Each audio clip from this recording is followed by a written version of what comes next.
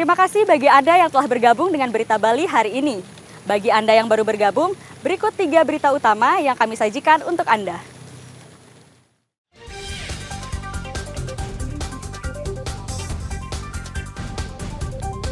Pagar tembok ambruk, timpa rumah di Karangasem.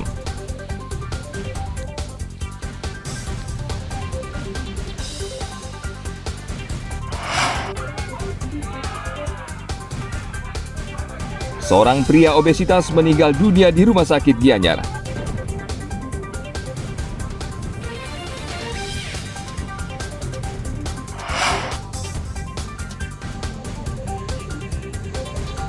Kejurnas Sprint Rally digelar di sirkuit Perancak Jembrana.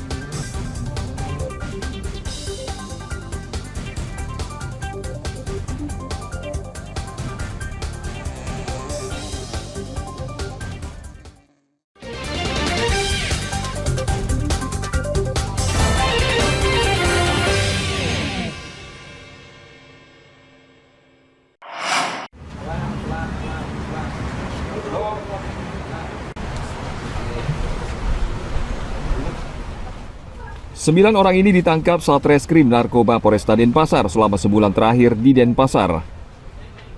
Mereka adalah pemakai sekaligus pengedar narkoba, bahkan sebagian dari mereka sudah keluar masuk penjara, namun tetap berbisnis barang haram. Selama sebulan ini, Polresta Denpasar berhasil mengungkap 34 kasus narkotika dengan 41 tersangka dengan barang bukti berupa 10 gram tembakau sintetis, setengah kilogram sabu, 100 gram ganja, serta sekitar 1.600 butir pil ekstasi. 34 kasus narkotika, baik itu jenis ganja sintetis maupun sabu-sabu juga ekstasi, di mana dari hasil pengungkapan tersebut ada sebanyak 41 orang tersangka, di mana dengan barang bukti jumlahnya itu ekstasi 1.619 butir, sabu 434,55 gram, ganja 90,95 gram, dan tembakau sintetis 10,81 gram. Di mana pelaku yang kita amankan ada diantaranya itu residivis, di mana residivis ini pernah diproses, sudah keluar, ternyata dia mengulangi lagi. Yang kami sampaikan kepada rekan media semuanya, yang di belakang ini 9 orang, ini termasuk yang jumlah dia melakukan peredaran narkoba itu jumlahnya besar. Para tersangka akan dijerat dengan Undang-Undang Narkotika dengan ancaman pidana hingga 15 tahun penjara. Dengan terungkapnya kasus ini, Polresta Denpasar berhasil menyelamatkan 20.000 jiwa dari bahaya penyalahgunaan narkoba. Tim Liputan melaporkan dari Kota Denpasar.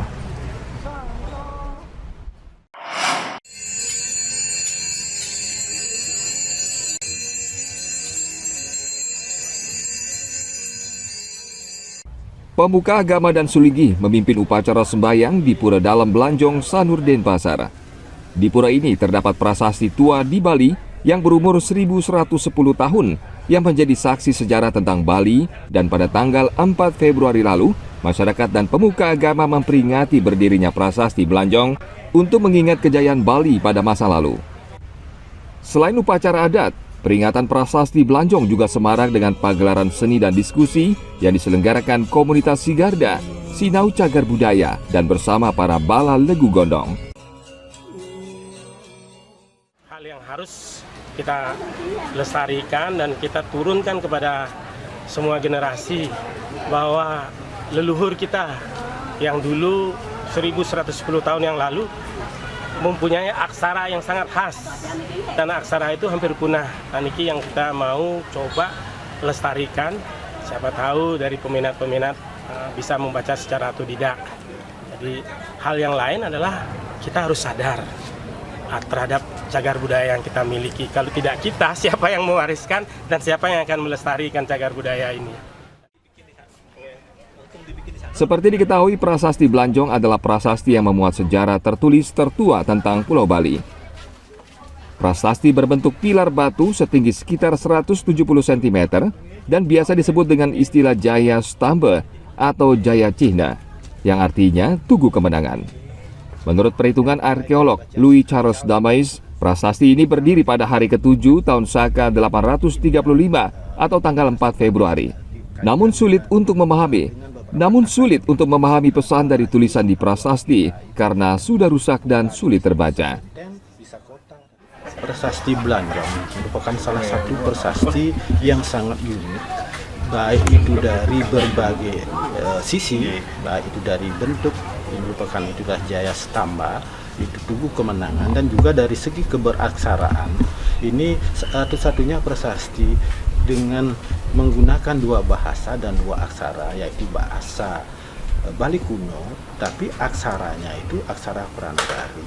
Kemudian sisi Pranagarinya menggunakan bahasa Bali kuno. Di sini ada silang, dan juga dari segi substansi ini adalah merupakan mencerminkan bahwa lokasi temuan ini adalah salah satu situs yang sangat penting, karena salah satunya juga disebutkan berbagai peristiwa, misalnya penaklukan musuh oleh Raja Sri Kesari terhadap musuh-musuh di Gurun dan Sual, dan juga ada disebutkan satu tempat yaitu Singaduala. Lainnya dibaca Singharcala. Komunitas budaya setiap tahun berencana akan kembali memperingati prasasti Blanjong yang ke-1111 tahun agar masyarakat mengetahui cagar budaya yang dibuat leluhur mereka 1000 tahun lalu tentang kejayaan Bali. Tim Liputan melaporkan dari Kota Denpasar.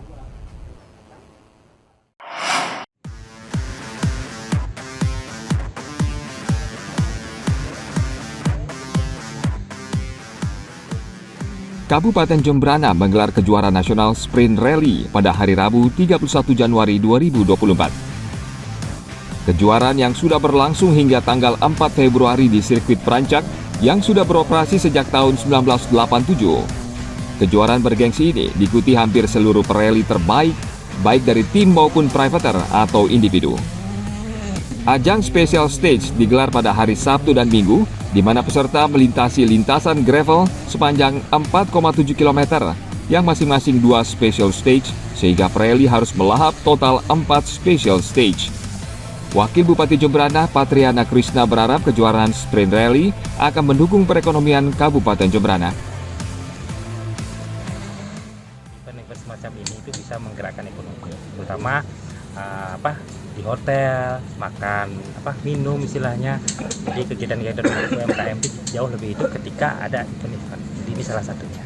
Jadi kita mencanangkan sih sama Pak Bupati bagaimana Jembrana ini menjadi pusat kegiatan otomotif. Jadi salah satunya ini. Selain tadi saya sebutkan ada motocross, ada off-road mobil, motor, ada road race, ada drag race. Ke depan tentunya kita akan upayakan untuk misalkan drag mobil, kemudian speed off-road gitu yang mungkin bisa kita kembangkan di Jembrana. Jujur aja Pak, pembalap dan peserta ini jadi satu Pak, pembalap sama panitia jadi satu Pak, orangnya dia juga. Tapi karena saking kepinginnya kita punya event ini, akhirnya terjadi, tentunya semua stakeholder ini berperan aktif. Dan saya rasa impact dari sebuah kegiatan otomotif di sebuah pulau itu insya Allah Pak bisa akan mendatangkan pendapatan bagi daerahnya. Dan kalau Bali bisa melakukan sesuatu, pasti ini bisa jadi berkontribusi dari daerah lain.